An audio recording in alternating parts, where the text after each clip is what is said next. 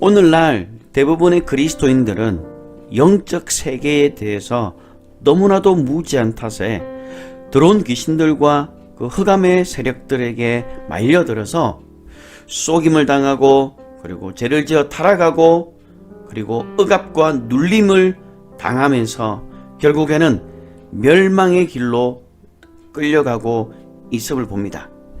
그리스도인이라면 누구나 영적 생활을 해야 함에도 불구하고 그 영적 생활이 무엇인지조차도 알지 못하는 그런 삶을 살아가고 있습니다.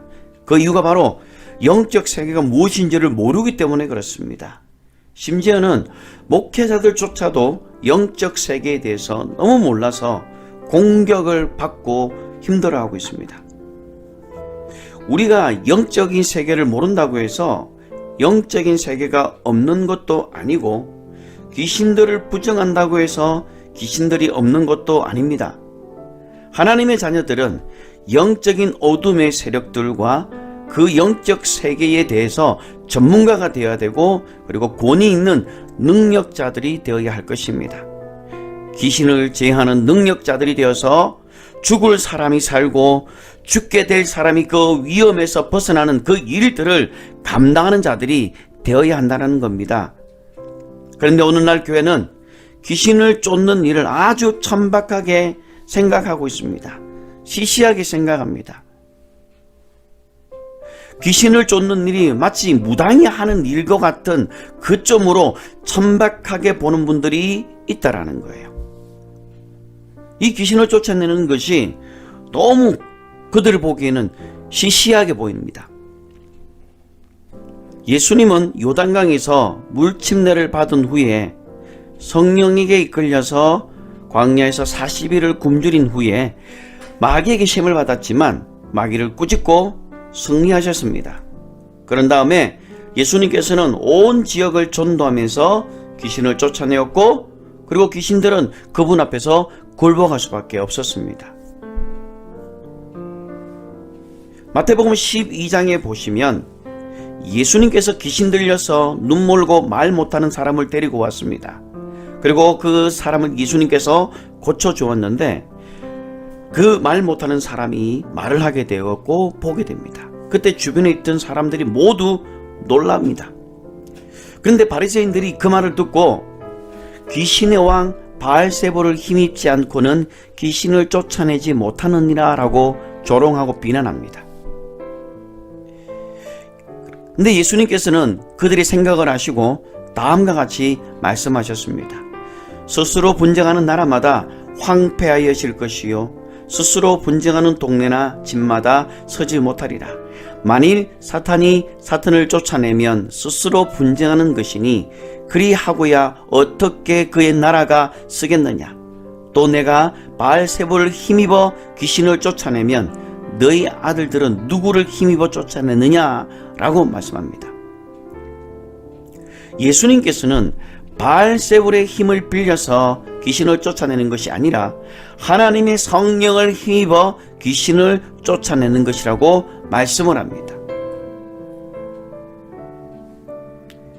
이들은 성령을 몰랐습니다. 성령의 사역을 알지 못했습니다. 오늘날에도 성령을 무시하고 세상의 지식과 철학과 인문학 등을 성경에 적용해서 이것을 하나님의 말씀이라고 생각하면서 증거하고 있습니다. 성령을 모른 채, 그 사역을 알지 못한 채 지식으로만 설교하고 가르치고 있다는 겁니다. 그래서 마태복음 15장 14절에 보면 맹인이 맹인을 인도하면 둘이 다 구덩이에 빠지리라 라고 말합니다. 영적인 세계를 알지 못하는 사람이 인도를 하게 되면 둘 다 구덩이에 빠진다라는 거예요. 하나님의 말씀 속에 담긴 영적인 진리를 외면한 채로 하나님의 말씀을 도덕적인 교훈이나 철학, 세상을 살아갈 수 있는 그런 지혜나 어떤 처세술, 이런 것들이 강단에서 나와서는 안 된다라는 겁니다. 그리고 어떤 특정 정치적인 이념을 위한 그 합리화의 수단으로 하나님 말씀이 선포되어져서도 안 됩니다. 성도들의 관심을 하늘이 아닌 이 땅에 소망을 두게 만들면 안 된다라는 거예요. 이들은 천국의 열쇠가 아닌 지식의 열쇠를 가지고 있다라는 겁니다.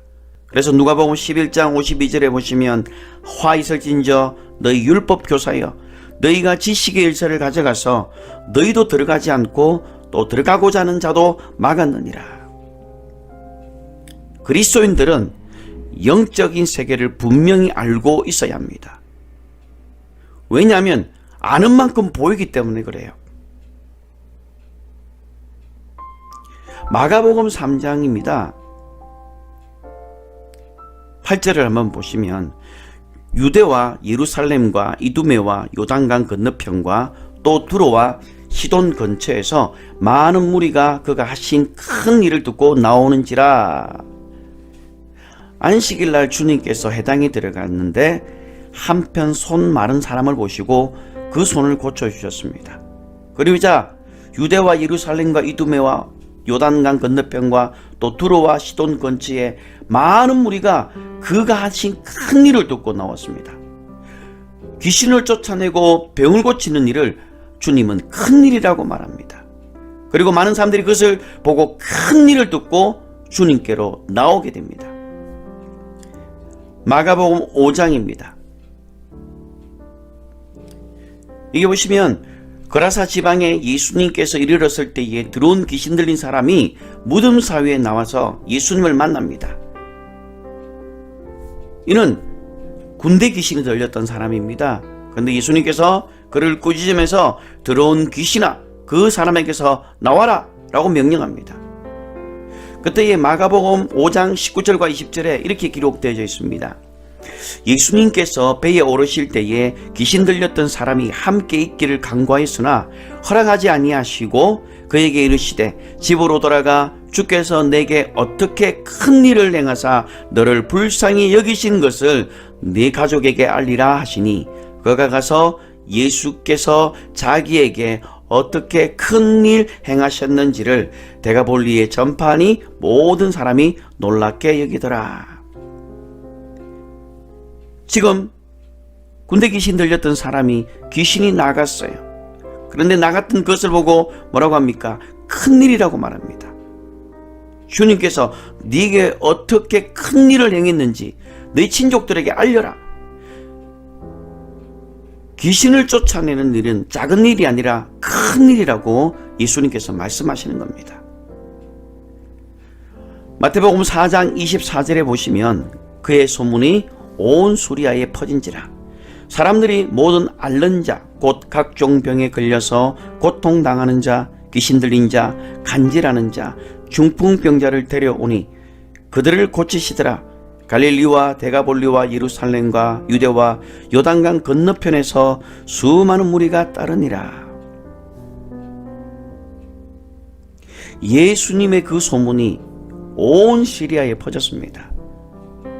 병을 고치고 귀신을 쫓아내는 그 소문이 퍼져버렸습니다. 그래서 이것은 큰 일입니다. 하나님께서 믿는 자들에게 거룩하신 예수님의 이름으로 귀신을 쫓아내는 일이 천박하고 시시하고 얕잡아 보는 일이 아니라는 겁니다. 이것은 하나님의 큰 일이라는 거예요. 여러분들도 이 큰 일을 감당할 수 있는 자가 되시기를 바랍니다. 교회는 음부의 권세가 이기지 못하는 곳입니다. 음부의 권세가 이기지 못하는 권세를 가지고 있다라는 말입니다. 다른 말로 천국 열쇠를 믿는 자들에게 주셨다라는 거예요. 그래서 마태복음 16장 19절에 보시면 내가 천국 열쇠를 내게 주리니 네가 땅에서 무엇이든지 매면 하늘에서도 매일 것이요 네가 땅에서 무엇이든지 풀면 하늘에서도 풀리리라. 천국 열쇠를 우리에게 주셨다라는 겁니다. 그래서 우리는 작은 일을 하는 자들이 아니라 큰 일을 하는 자들인 것을 명심하시기를 바랍니다. 큰 일을 하시기를 바랍니다. 하나님의 큰 일을 행하는 여러분들 되시기를 바랍니다. 성도는 세상의 임금인 마귀의 세력보다 더 강력한 성령의 능력과 예수님의 이름의 권세를 가지고 있는 자들입니다. 그렇기 때문에 마귀가 숨겨놓은 모든 것을 드러내어야 하고 귀신들이 하는 일들을 다 드러내어야 합니다. 그래서 그것들이 숨을 곳들이 없게 하고 그들이 일할 수 없게 만들어야 합니다. 마가복음 16장 20절에 보시면 제자들이 나가 두루 전파할세 주께서 함께 역사하사 그 따르는 표적으로 말씀을 확실히 정언하시니라. 믿는 자들에게는 따르는 표적이 있습니다. 그 따르는 표적을 통해서 말씀을 확실하게 증거하게 되는 것입니다.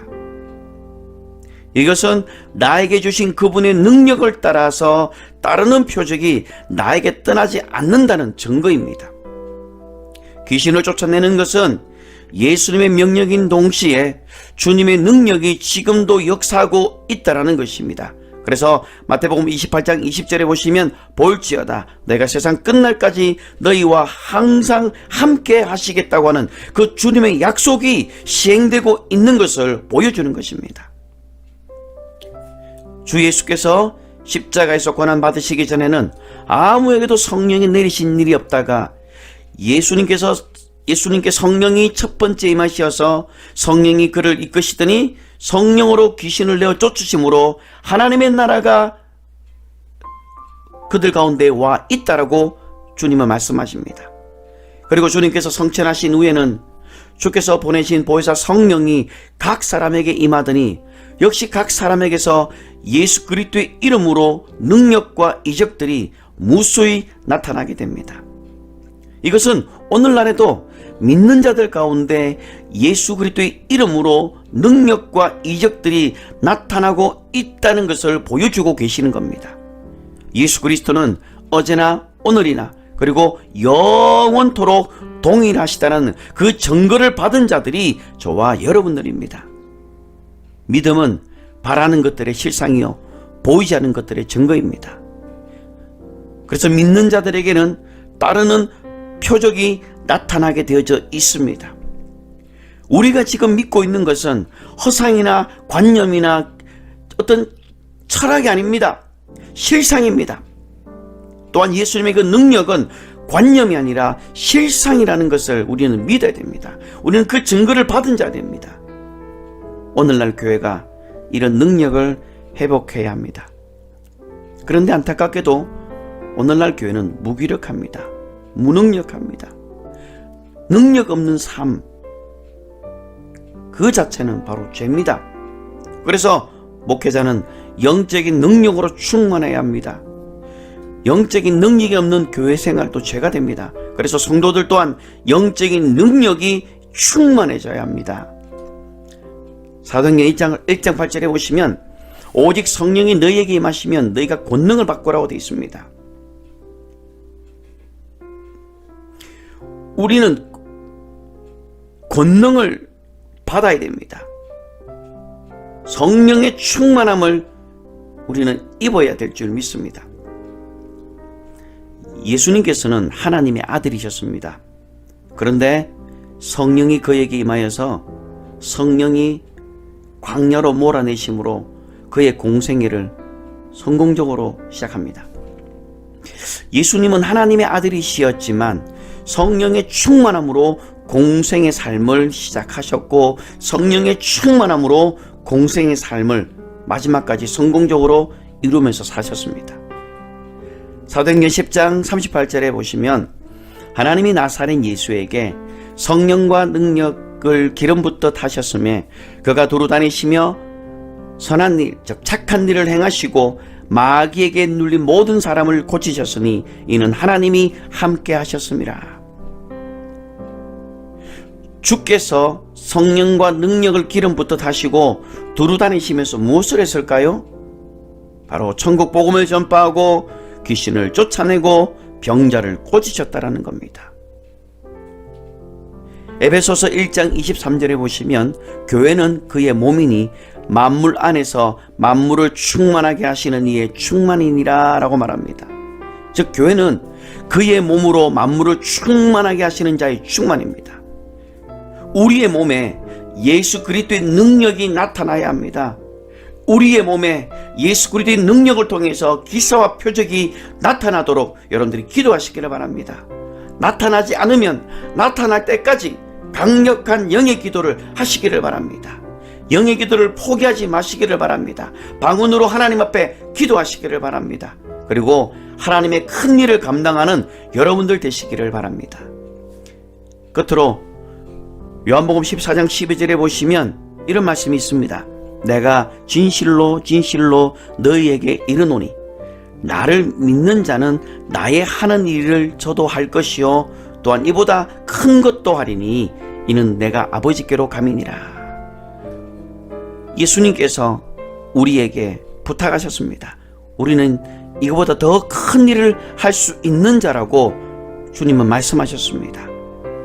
우리는 이 땅에 살아가는 동안 성도의 공생애의 삶을 살면서 성령의 충만한 삶을 사시기를 바라고 죽어가는 자를 살려내고 그리고 마귀에게 묶여있는 자, 귀신에게 억압되어 있는 자들을 구원해내는 그런 능력 있는 그리스도인의 삶을 사시기를 바라며 하나님의 그 큰 일을 감당할 수 있는 저와 여러분이 되기를 주님의 이름으로 축복합니다.